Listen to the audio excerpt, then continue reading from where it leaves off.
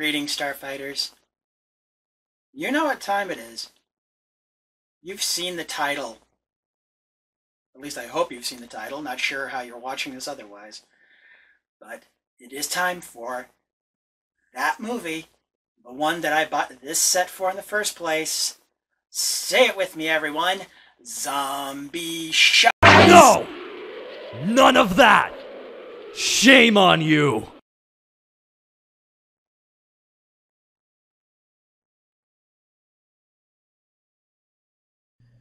Zombie Shark, aka Shark Island from 2015.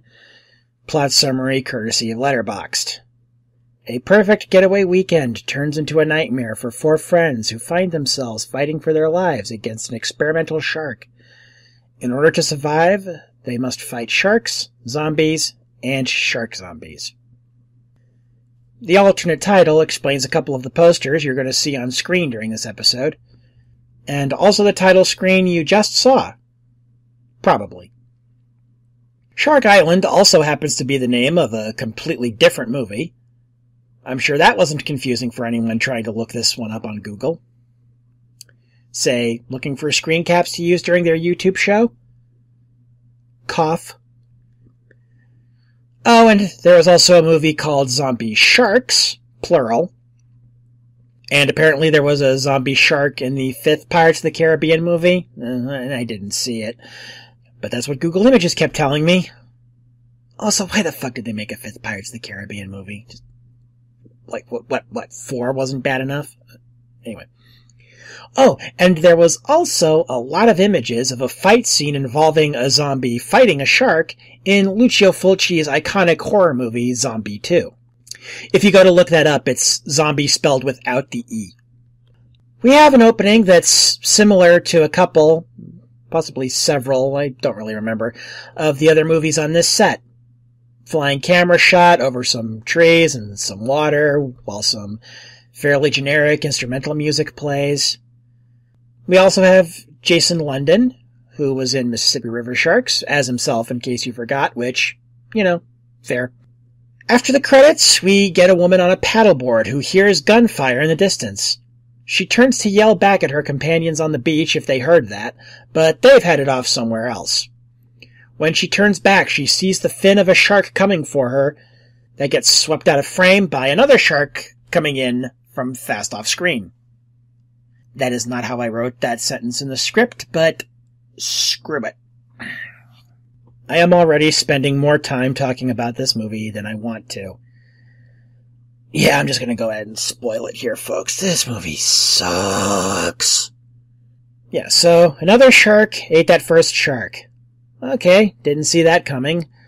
I was so prepared for this woman to be the first victim, oh, wait, the second shark came back and ate her anyway. Never mind. If I cared, I probably would have delivered that line funnier. We cut to a bar/restaurant next, much like the one from the last movie, only more poorly lit. We got a couple of douchey patrons, some clumsy exposition, a fight scene, yada yada. I'm not going out of my way to be flippant. Well, yet. But I am trying to get this movie done before the end of July, and the weather is not helping. We meet a guy who we later learn is our main character's boyfriend. He has a name, but I don't care. The main character is a waitress named Amber, played by the same lead actress as Mississippi River Sharks, actually, so that's another one from that one. And props to this guy, he is perfectly willing to give up a romantic weekend alone with Amber in order to help ease some tensions between her and her sister, Sophie. He seems nice, so by the rules of this kind of movie, he's probably dead before we get to the halfway point.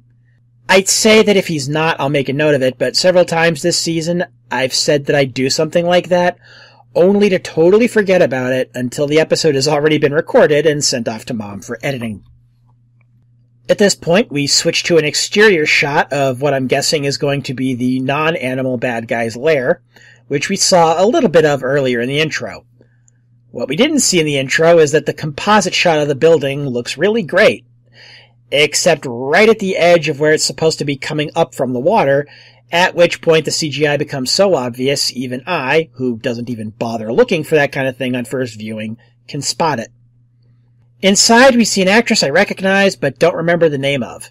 She's the head of this facility, which a combination of the music and her berating Jason London for not having killed it yet, it presumably being the shark that ate the other shark from the intro, but they haven't made it explicit yet, and worrying about what Congress will do when they find out what they've been doing there, all add up to suggest is our non-shark baddie of the film. Well, baddie in the sense that she's responsible for creating the shark, but we find that out later.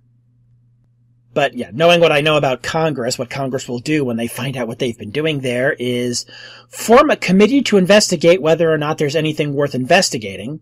And that'll take about 2 years to decide to form the committee to investigate the facility. And then about 2 or 3 years after that, the committee will decide that whatever the facility did was bad, but it's in the past now and we should all move on. Anyway, the acting here is really throwing me off. Also the humidity while I'm recording this.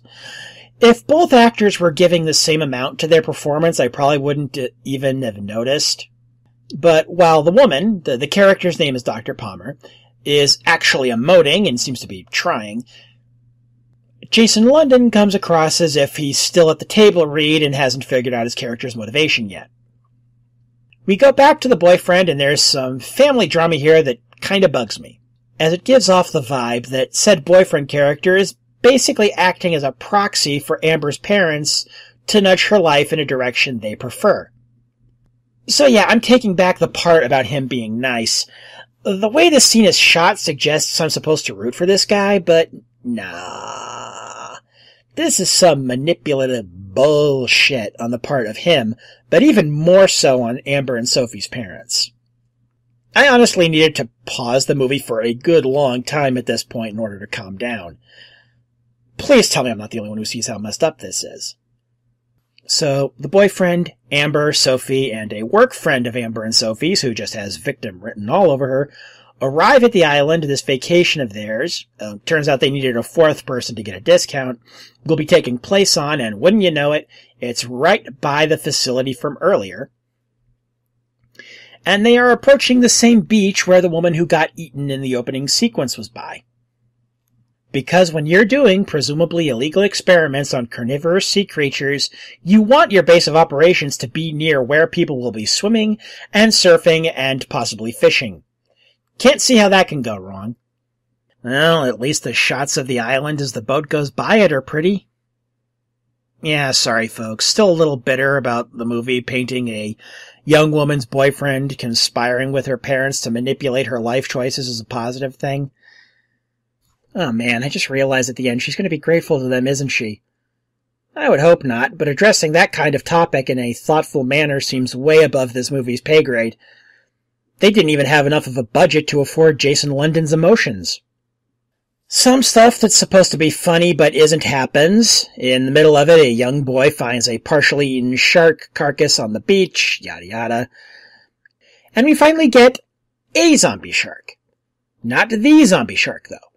The carcass from earlier comes back to life after its eyes cloud up, and it turns from a prop into cartoonish CGI. It eats the boyfriend. Well, hey, I did remember to say if he lived or not. While, not after, while the sheriff is emptying his gun into it. And it manages to escape back into the ocean. For about a minute, and then it comes back to eat the sheriff, who for some reason was standing ankle deep in the water while calling for backup. I'll give the movie this. I expected the boyfriend to die, just not that fast. Or that brutally, actually. No, brutally compared to the other movies in this set anyway. I don't want to oversell it. The two threads of the movie meet up here when, while trying to reach anyone for help from a radio, Amber, by total accident, gets on the same frequency as the base, and Jason London answers. So at least he knows where the shark he's been trying to find all movie, mostly off-screen, is. We cut to some characters who we've never seen before, drinking and laughing on the beach. Half of them survive, which is more than I expected. Once again, points to the movie for subverting my expectations. I will be needing to take those points back soon, however, but, oh, we're getting there. In about 3 pages, but we're getting there. Anywho, by this point, we've gotten a few decent looks at the titular zombie shark, and I'm not impressed. It's just a regular shark with, like, white cloudy eyes. Big fucking whoop.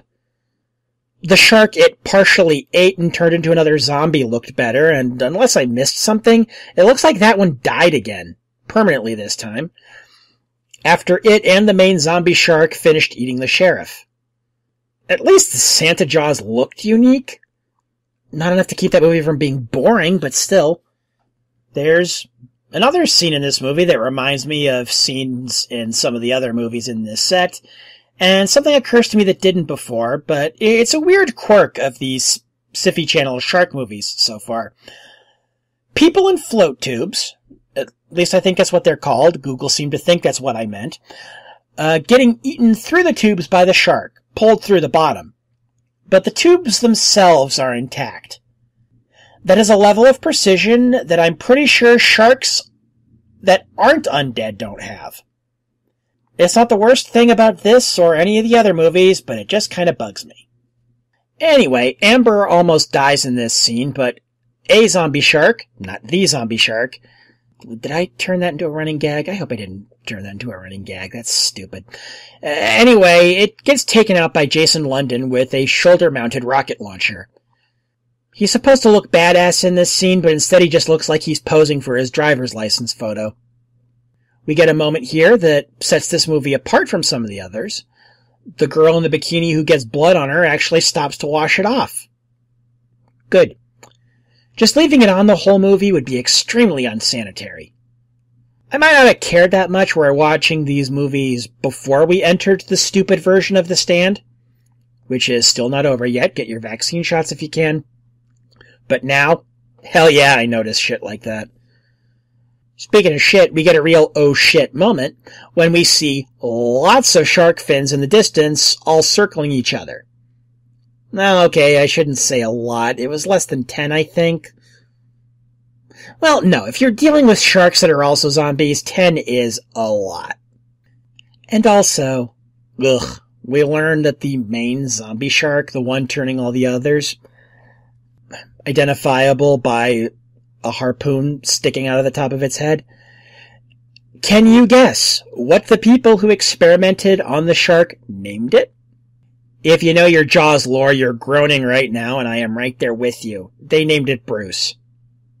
Because of course they did. The fourth member of the party, Amber and Sophie's friend, dies here, but the scene is so badly edited it's hard to tell at first. And it's also really dumb. Jason London manages to toss a grenade into the mouth of a zombie shark, not the zombie shark. Oh god, I did turn it into a running gag. Ugh.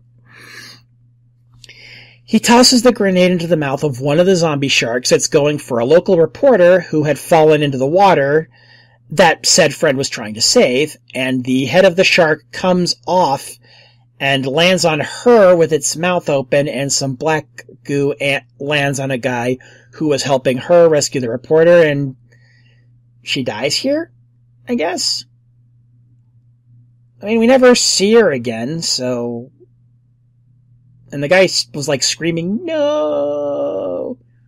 So, yeah, I guess she's dead. Somehow. No, wait, actually, okay, I think... Yeah, later on in the movie, they show other decapitated sharks still capable of biting because of how the zombie infection works. Okay, did they edit this scene badly on purpose because they weren't ready to reveal that to us yet? Because if so, that's really stupid. This actually would have been the ideal place to reveal that. Anyway, there's more of the family drama stuff in this movie.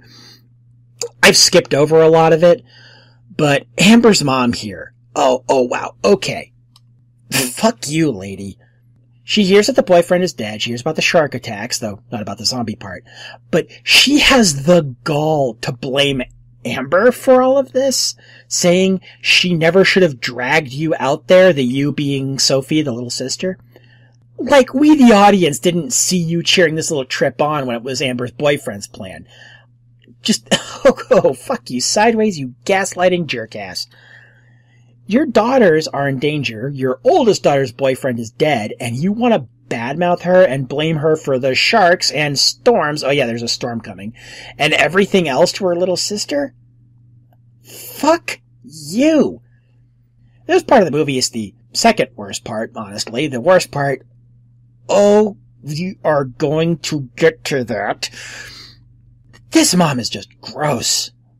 I can live with the inconsistent acting, the inconsistent CGI, the occasional bizarre editing choice, one or two really selfish secondary characters, but this just objectively terrible mom?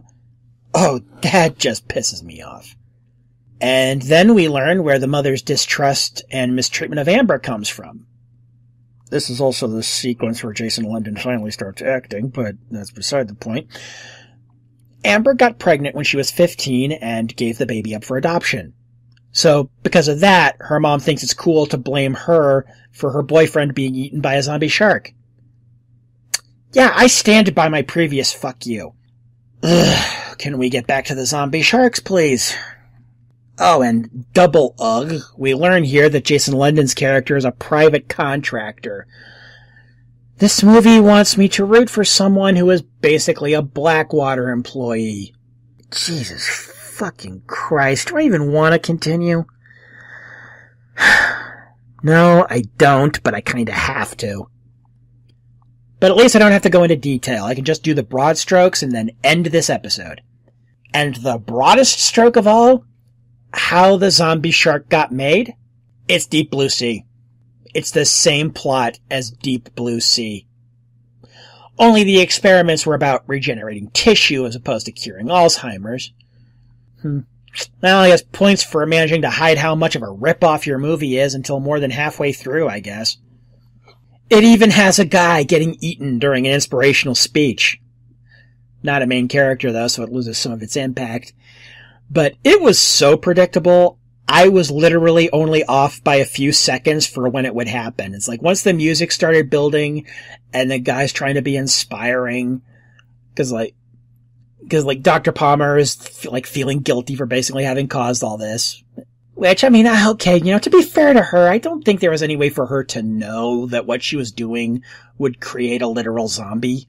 But anyway, it's like this guy who's trying to repair a beacon is trying to, tell her, to not give up, that they're still on the verge of a medical breakthrough, yada yada. And the music is building, and as the music is building, I'm just like, he's gonna get eaten. He's gonna get eaten. This is gonna be just like Samuel L. Jackson in Deep Blue Sea. And, like I said, I was off by a couple of seconds. That is just how predictable that was. At about this point in the movie, we finally see our first human zombie. Got bitten by a shark, but didn't die right away, so... he's an infected now, as they would say in 28 Days Later, which... oh god, that is such a better movie than this. I could have been watching 28 Days Later. There's some action stuff in the last half hour that's kind of fun, I guess. But by this point, I didn't care anymore. Okay, the scene where the one guy kills one of the zombie sharks with a weed whacker, that was kinda neat. So the sharks are all lured back to the facility with the beacon that I mentioned earlier, and Jason London sets off C4 to blow it up. Dr. Palmer stays inside after she manages to get bitten by a zombie shark's decapitated head, don't ask, and Sophie tries to leap into the water to avoid the explosion behind her, carrying a vaccine. I should mention this, it's revealed that once you've become infected with whatever the alpha zombie shark has, you're done. But there's a vaccine that can prevent you from getting infected if you get bit, and Sophie has it. Tries to leap into the water to avoid the explosion behind her, only to land right in Bruce's open mouth. 'Cause I guess Amber hasn't faced enough emotional trauma in her life, let alone during this movie. Yeah, Bruce somehow figured it was a trap and stayed outside while all the zombies he created went into the facility tank to get blown up.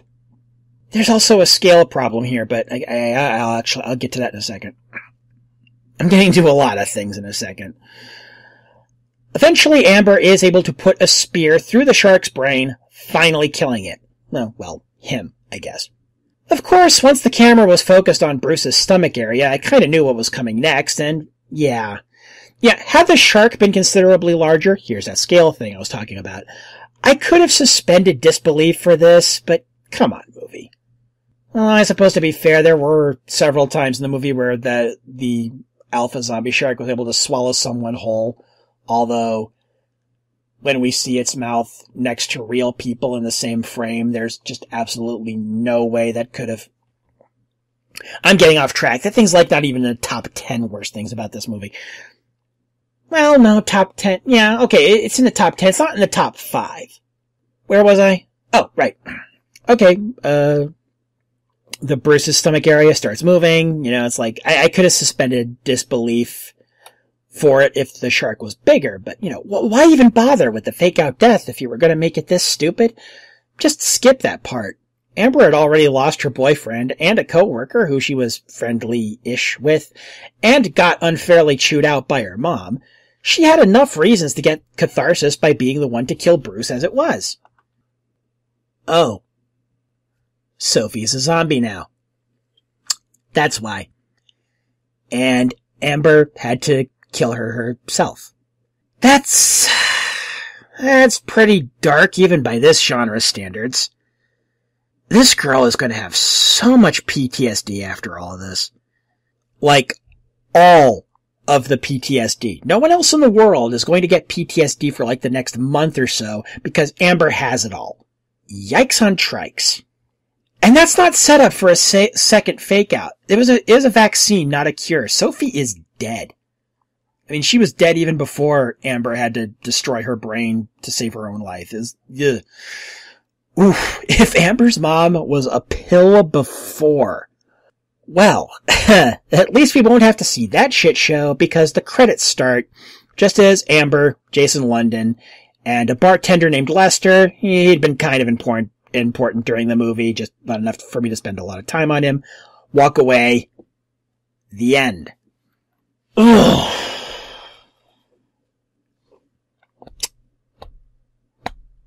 You know, I'm not against a movie ending on a bit of a down note. One of my favorite movies is Children of Men.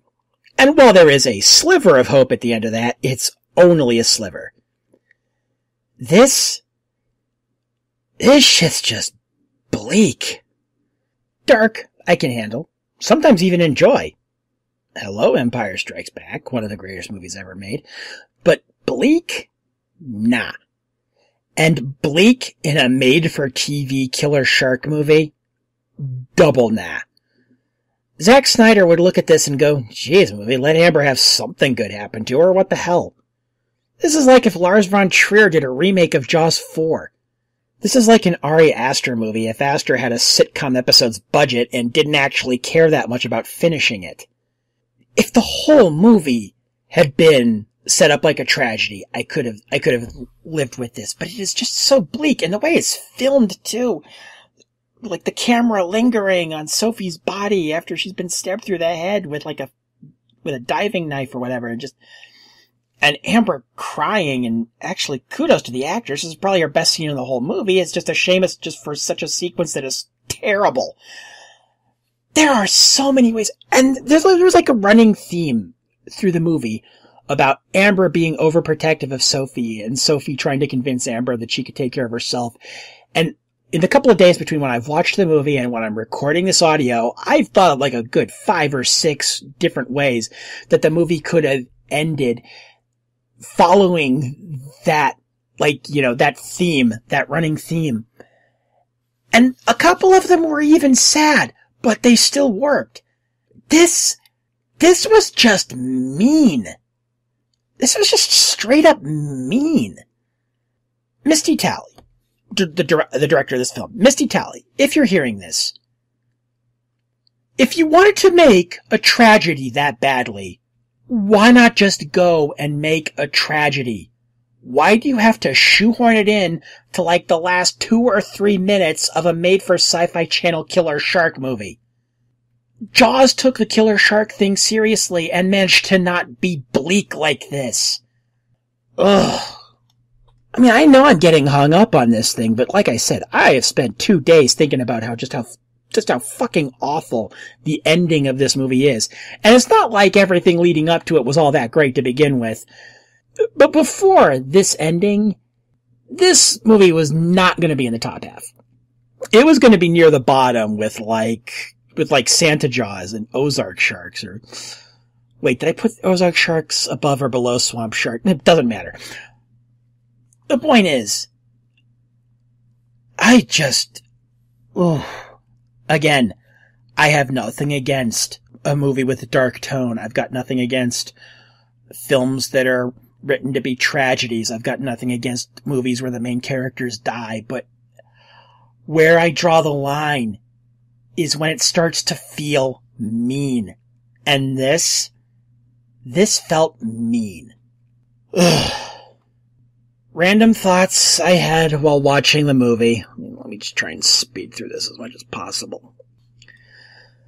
I could be wrong, but I think this is the first movie I've covered on this show that they sell licensed t-shirts for. The shirt you've probably seen during this episode, and yeah, that's real. And also, yeah, I was trying to pad the picture count. We actually get an honest-to-goodness plot point delivered via radio broadcast scene in this movie. That's some vintage trope right there. I actually smiled a little. Turns out I would be the only smile in the whole damn movie. Cliché? Sure. But as fewer and fewer people listen to non-satellite radio, these kinds of scenes are fewer and farther between. It's kind of nostalgic. I'm pretty sure the dock our main characters arrive at is the same one from Santa Jaws. Actually, I think this movie reuses quite a few sets from the other movies in this set. It is such a quirk of the English language that sentence sounds wrong, but is actually right. Anyway, yeah, it reuses sets from other movies in this set, or vice versa. They aren't in chronological order on the DVDs, just with different lighting to try and mask that.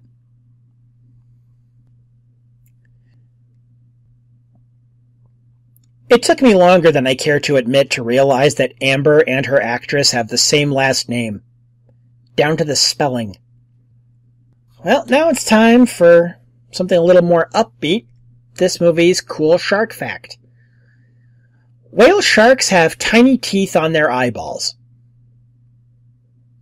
I am not kidding. I'm going to include a link to the Smithsonian's website about this in the show notes, because there is no way I could do this cool fact justice without massively increasing the length of this episode. I mean, for fuck's sake, how much time did I just spend going off on that ending? Final verdict. There's some clever stuff here, but honestly, the lead character's mom is just such a terrible person, and the movie insists that we sympathize with her, that I just... Like, who thought this was a good idea? Really, who thought this was a good idea? Combine this soap opera melodrama crap with the fact that the movie just does not lean enough into the inherent silliness of its premise, the way that Santa Jaws also failed to give us a movie that would be dumb but in a fun way. I wasn't sure for the first half, but once the ridiculous blame game shit started, unless Alligator Alley somehow manages to be worse, I'm putting this one at the bottom come the season wrap up. I'm just reading, being reminded of all the stuff, all the crap in this movie going through my script. It's just that combined with the heat. God, I really hate summer. It's just bringing all of this back up, and just this movie just. On a technical level, it's a better made movie than like Santa Jaws, but at the end of the day, it is a much bigger disappointment, to put it mildly. The first half was dull, the second half was infuriating, the ending just felt like an absolute fuck you to the audience. I'm rambling, I'm done, fuck this movie, have fun, stay safe.